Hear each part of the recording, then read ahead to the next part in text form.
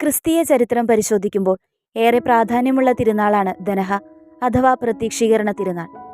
രാക്കുളി പെരുന്നാൾ എന്നും പിണ്ടികുത്തി പെരുന്നാൾ എന്നുമൊക്കെ ഇതറിയപ്പെടുന്നു. ലത്തീൻ ആചാരമനുസരിച്ച് ദനഹ തിരുനാൾ പ്രധാനമായും അർത്ഥമാക്കുന്നത് യേശു ദൈവപുത്രനാണ് എന്ന സ്വർഗീയ വെളിപാടിന്റെ ഓർമ്മയാണ്. പ്രധാനമായും പൂജരാജാക്കന്മാർക്ക് ലഭിച്ച വെളിപാട്.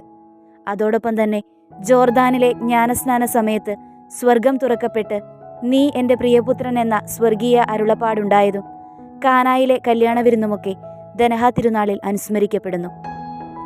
പൗരസ്ത്യ കത്തോലിക്കർക്കിടയിൽ ഈ തിരുനാൾ തിയോഫനി എന്നറിയപ്പെടുന്നു. അതായത് ജോർദാനിലെ യേശുവിൻ്റെ ജ്ഞാനസ്നാനത്തിൻ്റെ ഓർമ്മ പുതുക്കൽ. ജ്ഞാനസ്നാന വേളയിൽ യേശു ദൈവപുത്രനാണെന്ന് വെളിപ്പെടുത്തപ്പെട്ടതാണ് ഇതിൻ്റെ അടിസ്ഥാനം. കത്തോലിക്ക പുരോഹിതനും ഇൻസ്റ്റിറ്റ്യൂട്ട് ഓഫ് കത്തോലിക്ക കൾച്ചറിൻ്റെ സ്ഥാപക ഡയറക്ടറുമായ ഹെസക്കിയാസ് കരാസോ പറയുന്നു, നിങ്ങൾക്ക് തിയോഫനിയെ കൂടാതെ തിരുപ്പിറവിയെ മനസ്സിലാക്കാൻ സാധ്യമല്ല.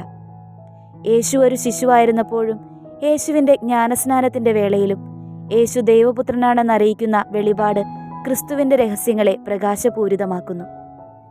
ഈ ദനഹ തിരുനാളിൽ ഹൃദയത്തിൽ ഉയരേണ്ട പ്രാർത്ഥന ഇതാണ്: ഈശോയെ, നീ ജീവനുള്ള ദൈവത്തിൻ്റെ പുത്രനായ ക്രിസ്തുവാണെന്ന് ഏറ്റുപറയാൻ ഞങ്ങൾക്ക് കൃപ നൽകണമേ.